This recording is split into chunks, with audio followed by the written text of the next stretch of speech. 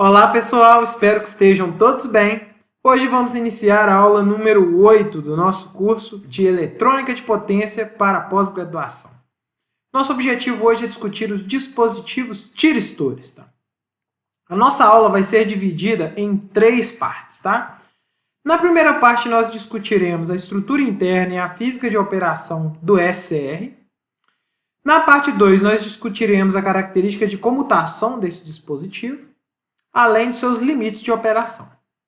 E na última parte nós discutiremos alguns avanços e estruturas melhoradas. Nesse ponto aqui nós discutiremos os GTOs e, superficialmente, os IGCTs. Então vamos nessa, pessoal. Quando a gente fala em tiristor, pessoal, é importante notar que nós estamos trabalhando com uma família de dispositivos. Tá? Nessa nossa aula a gente vai focar naqueles que são mais utilizados para alta potência, ok? Então, nós vamos focar a nossa discussão nos tiristores, nos GTOs e nos IGCTs. Tá? Se você tiver interesse em qualquer um desses outros dispositivos, convido vocês a dar uma olhada no livro do Rashid, que vai discutir com uma forma bastante didática e não tão superficial quais são as características desses outros dispositivos. Ok? Muito bem. A história aí dos dispositivos tiristores, pessoal, começou em torno de 1956, tá? E quando o transistor PNPN com disparo ou retificador controlado de silício, o próprio SR, foi desenvolvido lá nos laboratórios Bell. Tá? Em 1958, a General Electric já tinha os tiristores comerciais. Ok? O maior problema dos tiristores do SCR, né, que seria esse dispositivo inicial, é que você não é capaz de controlar o desligamento desse dispositivo. Então ele tem um terminal de gate, você consegue controlar a entrada em condução do dispositivo, mas você não consegue controlar o desligamento, ok? E nos anos 60 começaram a ser desenvolvidos alguns dispositivos com capacidade de desligamento, tá? No caso, os GTOs. Na década de 80, o GTO já era um dispositivo de potência, tá? Com altíssimas correntes e tensões de bloqueio. E em 1996 foi aí introduzido o IGCT, que foi uma parceria entre as empresas ABB e Mitsubishi aí que desenvolveram esse dispositivo. Tá? Muito interessante, né? Aqui a gente tem algumas comparações aqui, tá? Relacionadas aos dispositivos. Né? O que a gente nota aqui? Né? Quando a gente fala dos SCRs, nós temos dispositivos que são capazes de bloquear tensões altíssimas, até 12 kV, e trabalhar com correntes aí, esse dispositivo que bloqueia 12 kV, até 1.500 amperes. Tá? É um dispositivo comercial. Tá? Mas nós temos alguns tiristores um pouco menores que conseguem carregar aí, ó, correntes de até 5.000 amperes, mas para tensões de bloqueio menor. Né? Os GTOs eles se encontram aqui na faixa de 6 kV e até 6.000 amperes, então são dispositivos também de altíssima potência. E os IGCTs, eles também conseguem operar com valores de correntes maiores. Note que a corrente que esses dispositivos carregam, pessoal, excedem as características dos IGBTs. Né? Então, o IGBT com a maior capacidade aí de transmissão de potência, na época que esse gráfico aqui foi obtido, era de 6.500 volts e 600 amperes, mas você já tem comercialmente dispositivos de 6.500 volts de bloqueio e 1.000 amperes de condução de corrente. Tá? Então, se não me engano, esse dispositivo foi lançado no ano passado. Tá? Então, a gente está falando de aplicações para altíssima corrente e altíssima tensão. Tá? E é nesse cenário que esses dispositivos, né, os tiristores, eles fazem total diferença.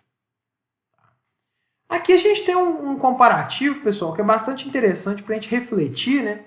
Que muitas vezes o desenvolvimento de um dispositivo semicondutor, por exemplo, aqueles limites de tensão e corrente, muitas vezes eles são limitados pelas metodologias de fabricação. Então aqui a gente tem um gráfico, né? Que ele começa desde aí de 1955 aí, né? E que mostra o avanço, tá? Das especificações nominais, né? Tanto de corrente quanto de tensão de retificadores controlados de silício. O que a gente nota? Né? À medida do tempo, nós tivemos aumentos, né, nas capacidades tanto de tensão quanto de corrente, Mas aqui em torno aqui de 1978, nós tivemos um salto que conseguiu aumentar muito, né? Praticamente aqui multiplicar por 1,5 vezes aí, né? O aumento da tensão de bloqueio dos dispositivos e também o aumento de corrente, tá? O que relacionou isso foi um processo de fabricação denominado NTD, que seria o Neutral Transmutation Doping. Então, um processo de dopagem especial, tá? É uma tecnologia dessa época, né? Que permitiu fabricar pastilhas de silício maiores com características bastante uniformes, tá? Ou seja, as características do material ao longo da pastilha não variam muito. Isso é muito importante para conseguir construir um dispositivo de alta corrente. Porque, caso contrário, a corrente pode se condensar em algumas regiões específicas e, eventualmente, levar o dispositivo a uma avalanche térmica.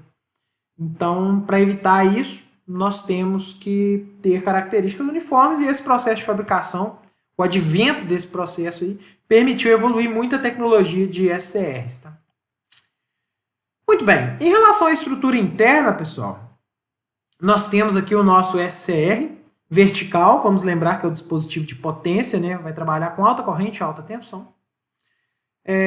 Nós temos basicamente um conjunto de 4 camadas, N, P, N e P.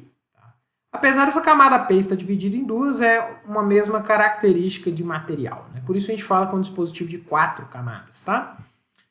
Esse dispositivo vai trabalhar com camadas P relativamente profundas, isso aí melhora as características do tiristor. Por esse motivo, tanto tiristores quanto GTOs, geralmente nas camadas P, eles empregam alumínio ao invés de empregar boro. Visto que as camadas são muito profundas, né? Produzir essas camadas por difusão dá um trabalho, né? E se você utilizar um material que tem um coeficiente de difusão maior, no caso o alumínio, você consegue fabricar esses dispositivos em menos tempo, né? Então é uma comparação de fabricar em 48 horas ou fabricar em 2 semanas uma pastilha, né? Então, tipicamente em dispositivos de alta potência eles vão usar alumínio, tá? E só para vocês terem noção, os dispositivos aí de quiloamperes eles podem ter 10 centímetros de diâmetro, tá? Então são dispositivos bastante grandes, tá? E existe um terminal, tá? Que é denominado terminal de gate. Esse terminal ele é derivado dessa camada P, próximo ao catodo do nosso tiristor, né? E ele é responsável por controlar, no caso, a entrada em condução do dispositivo.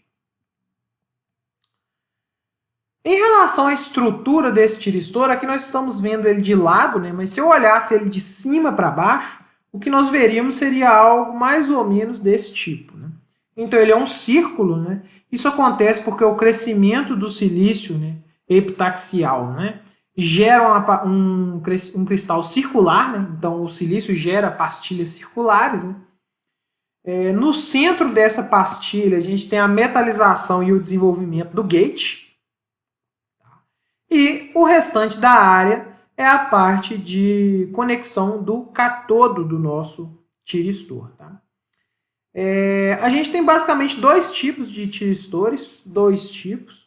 A gente tem os tiristores lentos, né? E nesse caso o nosso gate ele é basicamente um ponto no centro aí do seu dispositivo. Enquanto nos tiristores rápidos, nós teremos uma metalização que ela se distribui ao longo da superfície. Tá? A gente vai perceber que a ideia disso aí é tentar distribuir melhor, né, a corrente gate ao longo da pastilha, né, e ajudar aí no desligamento do dispositivo. Tá? Esse layout do tiristor, pessoal, cada fabricante tem o seu layout. Tá? Da mesma forma que os MOSFETs, a gente tinha formas diferentes daquelas regiões do dispositivo. Né? E esse layout vai variar de acordo com o diâmetro do seu tiristor, a capacidade derivada de corrente, a gente vai ver que isso é crítico no seu dispositivo. Então, as taxas de variação de corrente no dispositivo, elas são importantíssimas no tiristor. Tá? E também está associado ao tempo de desligamento, a velocidade do dispositivo. Então, aqui nós temos um aspecto real. Tá? Isso aqui é uma tecnologia aqui que a gente chama de pré-spec. Né? Então, eles são montados por meio de contatos de pressão. Né? Então, um lado desse dispositivo é o cátodo, o outro é o anodo, e esse pequeno terminalzinho que a gente tem disponível aqui seria o acesso ao terminal de gate. Né? Aqui a gente tem uma visão da pastilha em si, né? Então a gente tem essa ramificação, essa distribuição do gate, tá? Ao longo da superfície do seu wafer, né? Do chip, do tiristor. E a gente nota que tem desenhos diferentes, né? Isso aqui no caso seria a representação de um diodo, tá? Nesse encapsulamento pré-spec, então ele não tem terminal de gate, né? Já os tiristores eles vão ter. Então essa é mais ou menos a ideia aí da característica física do dispositivo. Ok. Vamos então agora às características de corrente e tensão e a física de operação do tiristor. Ok. A corrente de gate, pessoal, ela tem um papel bastante interessante no funcionamento do seu tiristor. Vamos lá. A gente identifica aqui nas curvas, né, de corrente e tensão do nosso dispositivo algumas regiões. Tá? Essa região aqui, tá? É uma região que o tiristor vai funcionar muito próximo de um diodo, tá? Então, é possível olhar na estrutura do seu tiristor e identificar que nessa região ele vai funcionar muito parecido com o diodo. Então, nós temos aqui uma tensão aqui de ruptura, e acima dessa tensão de ruptura a gente começa a entrar no fenômeno de avalanche, né? Causado pela ionização de impacto. Já na região direta, pessoal, a gente tem duas regiões aqui. Tem uma primeira região aqui com baixa corrente, tá? E existe uma região de alta corrente.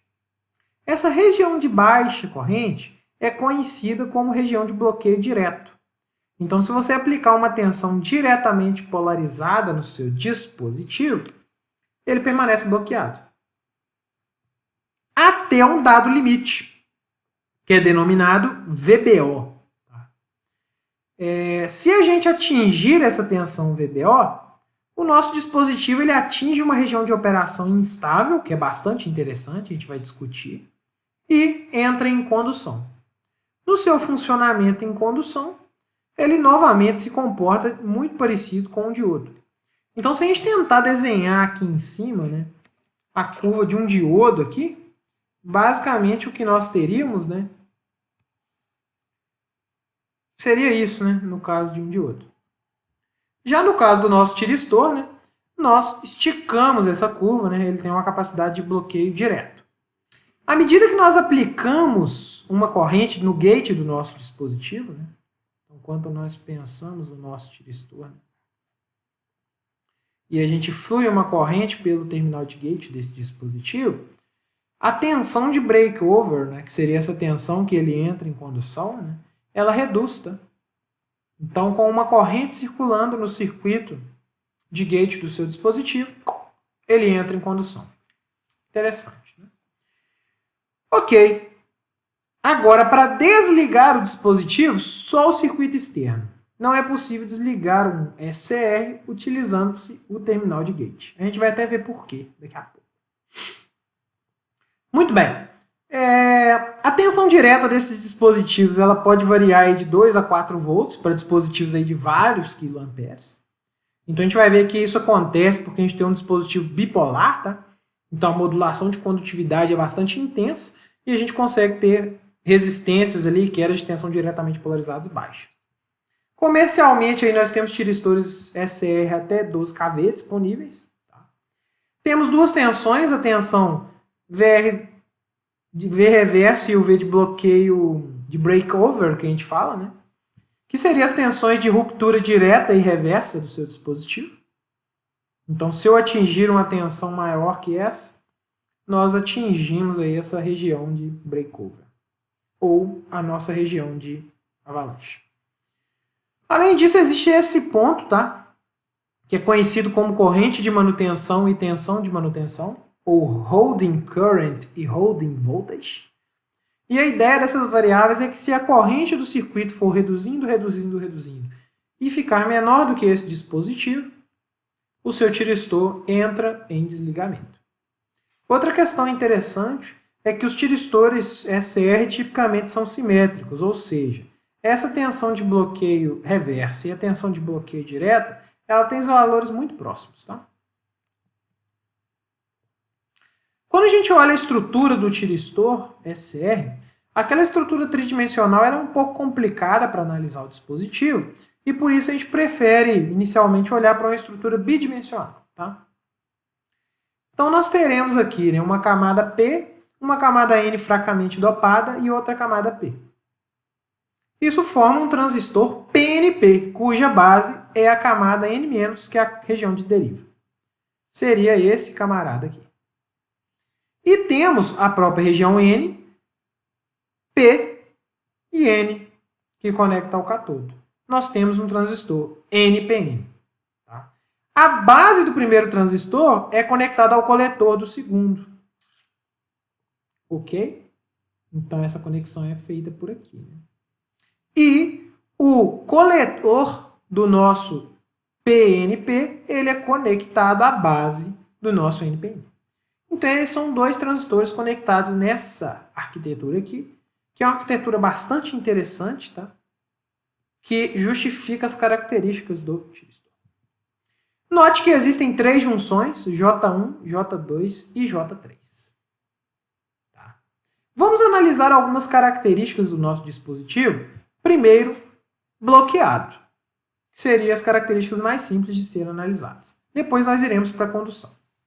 Se nós estamos, tá, em bloqueio reverso, tá, isso quer dizer que nós estamos colocando o positivo da fonte aqui no nosso cátodo. Se a gente fazer isso, tá, nós teremos essa junção e essa junção reversamente polarizadas. PN, PN, né? Coloquei o mais aqui, elas estão reversamente. Essa junção J2, ela ficaria diretamente polarizada. Nessa situação, quem bloqueia a tensão do dispositivo é a J1, tá? E por que a J1?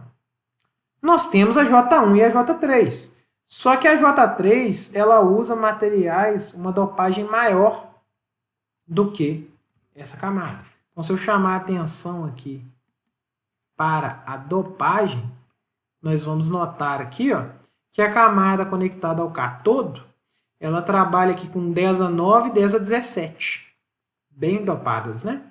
Nós temos uma camada fracamente dopada que é para fazer o bloqueio de tensão, e depois duas camadas com praticamente a mesma dopagem aqui em cima. Então ele é simétrico o dispositivo. Né? Ok, vamos retornar lá então. Ok, então dessa forma, né, a nossa junção J1 é que vai bloquear praticamente toda a tensão nessa situação. Já no bloqueio direto, a gente não coloca, né, o positivo aqui, a gente coloca o negativo aqui e o positivo aqui em cima. Quem vai ficar reversamente polarizado agora é a junção J2. J2 vai bloquear toda a tensão. Note que ela é formada pelo material fracamente dopado e uma camada P com a mesma dopagem dessa camada aqui em cima, ou muito próxima. Então, quem vai bloquear a tensão novamente é essa camada aqui, que é a nossa camada de deriva. Note que o fato de eu utilizar dopagens similares faz o bloqueio direto e reverso ser muito próximo. É isso que justifica, né, a tensão reversa e a tensão de breakover ser muito próximas. Tá? Ok. É importante notar que essa tensão de bloqueio que ela cai para alta temperatura. Tá? E por esse motivo a gente deve limitar a temperatura de operação do dispositivo. A gente não vai entrar na física para entender por que essa tensão reduz, mas saiba que a tensão de bloqueio desse dispositivo ela é sensível à temperatura, principalmente para temperaturas acima aí de 125, 150 graus. Tá? Ok, agora, pessoal, nós iremos, tá, para a análise do dispositivo na entrada em condução. Para a gente poder entender isso aqui, a gente tem que perceber uma coisa, tá? Note que essa junção J2 ela está reversamente polarizada. Ou seja, essa junção e essa junção, coletor base dos transistores, está reversamente polarizada. enquanto a junção J1 e a J3 está diretamente polarizada. Isso é exatamente a condição de operação na região linear de um TBJ. Se você tiver dúvida, retorne à aula de TBJ para ver esse ponto. A condição para a gente operar na região linear, né, seria a junção coletor-base estar reversamente polarizada, nós teremos uma deriva ali, e nós teremos um processo de difusão causado de emissor para base, tá? Pelo fato da junção emissor-base estar diretamente polarizada. Então, esses transistores estão em modo ativo. Tá? Ok, se a gente retomar aqui a nossa estrutura do nosso transistor, tá? Uma equação que vai ajudar a gente a prever, tá? O funcionamento do nosso tiristor vai ser o conjunto de equações ou o modelo de Ebers-Moll. Então ele é um modelo, tá? Que representa a característica de um transistor bipolar de junção. Tá? Provavelmente vocês lembram dessa figura, a gente apresentou ela quando a gente estava fazendo a definição do ganho de corrente do beta do nosso transistor. Né? E até essa figura nos ajudou a entender em que situações teríamos betas ou ganhos, né, elevados do nosso transistor. Né? Ok, a partir desse modelo aqui a gente pode concluir que a corrente de coletor, tá, que a gente tem num transistor, ela tem duas componentes. Tá? Basicamente nós temos uma componente relacionada à corrente de emissor, tá? E nós teremos uma componente, tá, associada à corrente de fuga dessa junção. Então, se vocês lembrarem, por difusão, existe uma corrente baseada em elétrons que circula do emissor para a base. Vai ter um gradiente de concentração, por difusão, esses elétrons atravessam a base e atingem a região de depleção formada entre coletor e base. Lembre-se que ela está reversamente polarizada. Nessa situação, esses portadores que atingem a região de depleção são varridos pelo campo elétrico que a gente tem aqui nessa região e ele acaba chegando do outro lado. Então, basicamente, essa componente ela é uma corrente que está indo nessa direção. Negativa, né, visto que a corrente coletor aqui nessa definição está entrando dentro do transistor. Por isso nós temos esse termo. Tá? Essa constante alfa ela é definida como o coeficiente de transporte da base. Basicamente é a relação beta sobre beta mais 1. Tá? Associa, né, a relação entre corrente coletor e corrente emissor. Mas a gente tem uma componente adicional que é a corrente de fuga que nós temos dessa junção. Tá? Essa corrente de fuga ela está associada aos portadores minoritários que são gerados por ionização térmica desse lado e desse lado. Então tem uma pequena corrente de lacunas que deslocam desse ponto para esse e tem uma pequena corrente eletrônica que desloca desse ponto para esse. Então isso aqui seria a corrente de fuga. Tá? Então guarde isso aqui no seu coração. A corrente de coletor tem duas componentes. Uma componente de corrente de fuga e uma componente que está relacionada com a corrente de emissor. A constante de proporcionalidade é o fator o coeficiente de transporte de base que depende do beta do transistor. Ok. Baseando-se nisso, nós podemos escrever, né, isso para o transistor 1 e isso para o transistor 2. Mas agora vamos lembrar que a corrente de emissor do transistor 1 é a própria corrente de anodo do nosso tiristor. Certo? E a corrente de catodo do nosso transistor, basicamente, é menos a corrente de emissor nessa definição que nós fizemos. Tá? E por fim, visto que isso aqui é um dispositivo de 3 terminais, nós sabemos que a relação entre corrente de gate, corrente de catodo e corrente de anodo, a soma delas deve ser nula. Baseando-se nessas expressões e substituindo, nós podemos concluir que a corrente de anodo ela depende basicamente do fator de transporte dos nossos transistores, tá? Da corrente de gate, que é a corrente que circula no gate, e a corrente de fuga dos nossos 2 transistores. Essa é a relação fundamental que explica o funcionamento desse par de transistores. que a gente nota? Se a soma desses dois fatores de transporte de base, ou seja, se beta dividido por beta mais 1, ele é muito menor do que 1, o dispositivo vai estar no estado bloqueado. Então, se essa soma for menor do que 1. Tá?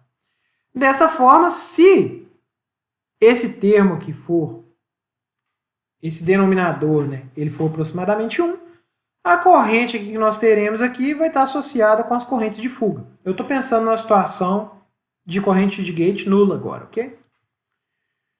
Ok, dessa forma a corrente anoda ela vai variar de microamperes até miliamperes. Então depende se é um dispositivo com a capacidade de corrente aí de centenas de amperes ou um dispositivo aí com milhares de amperes de capacidade de corrente. Tá? Agora note que se a soma desses termos tender a 1, essa corrente aqui de anodo ela vai começar a crescer rapidamente. Então, se isso aqui tende a 0, isso aqui começa a aumentar significativamente. A grande questão é, quando o nosso transistor está bloqueado em bloqueio direto e a gente começa a aumentar a tensão, chega um momento que ele chega no breakover. A situação de breakover está relacionada com o fato desses coeficientes de transporte de base aumentarem, de forma que a soma deles vai chegar próximo de 1. E a grande questão, pessoal, é o que faz esse coeficiente aumentar com a tensão? A explicação para isso, pessoal, está associada com a região de depleção que a gente tem aqui dentro. Tá? Se a gente está em bloqueio direto, né, a gente deve lembrar que aqui é o positivo e aqui é o negativo que está aplicado em cima do nosso tiristor, né? E, portanto, nós teremos uma região de depleção formada em J2. Tá? À medida que a tensão aumenta, a gente espera que essa região de depleção ela aumente em certo nível. Tá?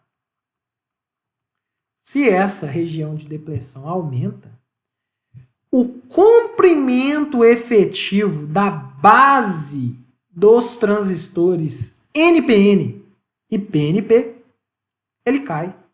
Se vocês lembrarem, quando nós temos um comprimento de base menor, o ganho do seu transistor aumenta. Se o beta aumenta, a função beta sobre beta mais 1, ela também aumenta. E, consequentemente, o nosso fator, o coeficiente de transporte aumenta. Correto? Esse fator vai aumentando, até que o dispositivo atinge uma região instável. Tá? E nessa situação, ele é levado rapidamente ao estado de saturação. Tá? Esse estado de saturação, pessoal, se vocês lembrarem, vai acontecer quando os dois transistores, tá, eles atingirem a região de saturação, ou seja, todas as junções vão se tornar diretamente polarizadas. Essa instabilidade aqui, ou feedback positivo que a gente tem, a gente vai analisar ele com calma, tá? Vamos agora imaginar que a gente aplica uma corrente de gate, tá?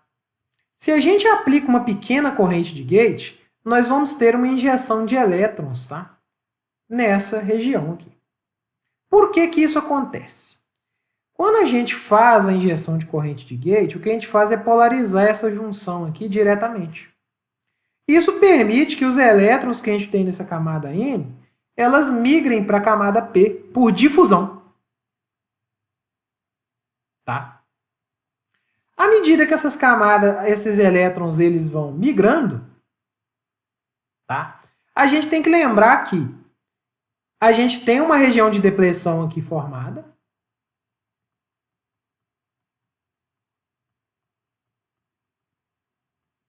E esses elétrons, que isso aqui é um princípio de funcionamento de transistor normal. O elétron entra aqui por difusão, tem um gradiente de concentração, ele atinge a região de depleção, a região de depleção varre ele aqui para esse lado.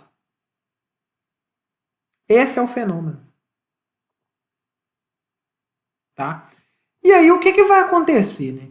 O que vai acontecer é que esses elétrons que atravessam a região N, que seria, né, o coletor do nosso primeiro transistor, do transistor NPN, aí, meu amigo, nós teremos dois efeitos importantes. Tá? Um primeiro efeito que nós teremos, tá? É que nós vamos ter um excesso de carga negativa aqui, tá? Dentro dessa região. Isso vai fazer com que aconteça um ligeiro aumento da região de depressão dentro desse material. Consequentemente, o comprimento efetivo de base diminui ainda mais, isso aumenta ainda mais o fator de transporte do transistor PNP. Além disso, quando a gente injetar carga negativa aqui, essa carga negativa extra vai adicionar lacunas nessa região. Por difusão, essas lacunas vão atingir a região de depressão. E por deriva, elas vão ser carregadas até o P2. Mais carga positiva na região P2 vai atrair mais carga negativa para o P. Difusão, deriva, atingimos o material N. Atração de lacunas, deriva, difusão, chegamos no material P. Então, o que acontece? Esse fenômeno ele é instável. Tá? Uma injeção de elétrons pela corrente de gate provoca uma difusão de elétrons da camada N2 para a camada P2. Por deriva, elas são levadas até a camada N.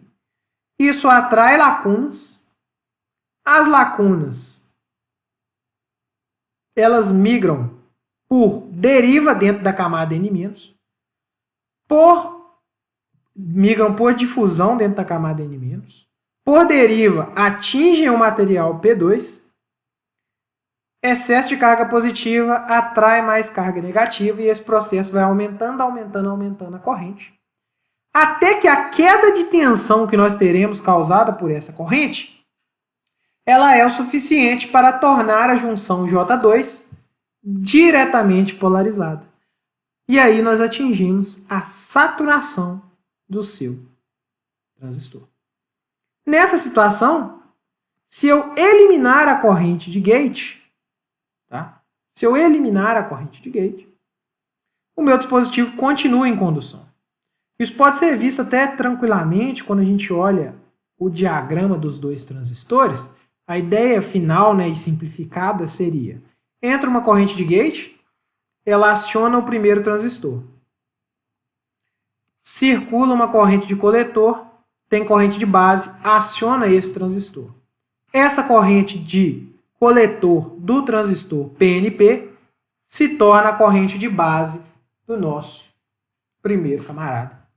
Consequentemente, essa corrente pode deixar de existir e nós ainda teremos o dispositivo em condução. Essa é a grande sacada do tiristor. Né? Ok, as correntes IA e K vão se tornar elevadas e vão ser limitadas pela carga. Né? E aí a nossa corrente de gate pode ser eliminada, ela não é mais necessária para o funcionamento do dispositivo. Então, pessoal, reflitam a respeito dessa instabilidade. Ela é a grande sacada para entender aquele transistor de breakover do nosso tiristor ESSER. No final das contas, como as junções elas vão estar diretamente polarizadas, todas elas, vai ter uma injeção muito grande de portadores nessa região N fracamente dopada, tá? E isso acaba gerando uma distribuição de carga, né, elevada. No final das contas, isso aqui é a modulação de condutividade do nosso tiristor. Consequentemente, a resistência específica dessa região cai drasticamente. O dispositivo pode bloquear uma altíssima tensão e mesmo assim nós conseguiremos ter um dispositivo com quedas de tensão aí controladas. Agora vamos tentar entender o processo de desligamento, pessoal. Uma primeira ideia que a gente poderia pensar é aplicar uma corrente de gate negativa no nosso dispositivo. Tá? Só que uma corrente de gate negativa, infelizmente, ela não é capaz de desligar o dispositivo. Tá? Se a gente olhasse, né, a estrutura baseada em 2 transistores, né, a gente poderia até pensar, né, que se eu aplicar uma corrente de gate negativa aqui, né, eu poderia desligar um dos transistores, né, ou bloquear essa junção aqui, né, entre gate e catodo, e, por exemplo, bloquear esse transistor e eliminar aí o par. Mas, na verdade, isso não acontece, tá? Isso não acontece pelo fato do tiristor ele ser essencialmente um dispositivo com a área muito grande, tá? Então, o que acontece é que a área do catodo do nosso tiristor ela é muito maior do que a área do gate. A gente espera isso porque a gente só aplica um pulso de corrente no gate. E o catodo vai conduzir permanentemente uma corrente altíssima, por exemplo, 1.500, 2.000, 4.000 amperes.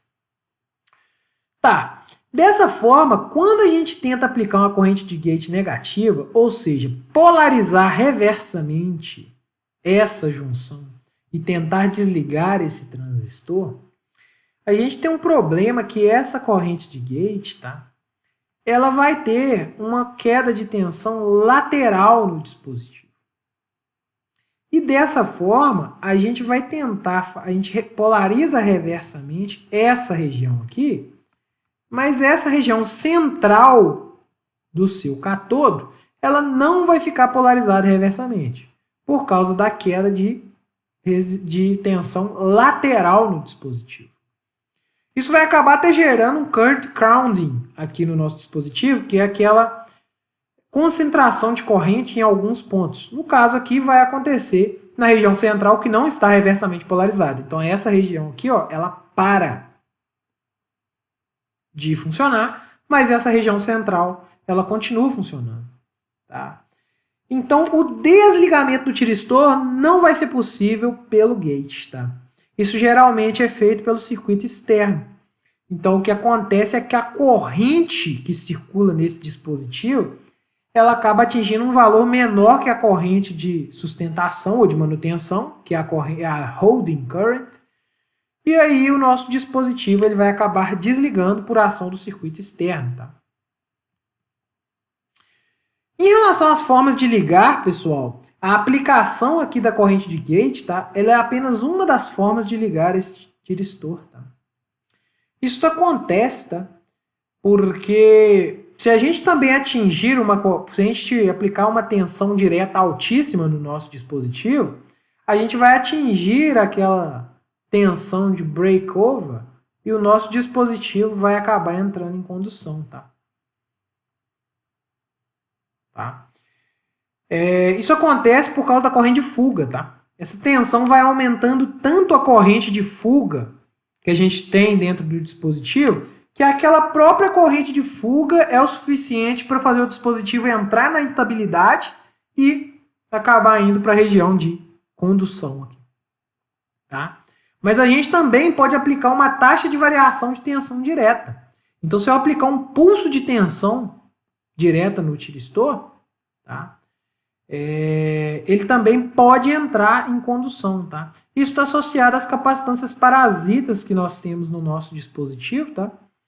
E o fato de existirem essas capacitâncias parasitas, né, pode fazer com que circule uma corrente no dispositivo, no gate, né, mesmo sem aplicar uma fonte de tensão externa. Tá?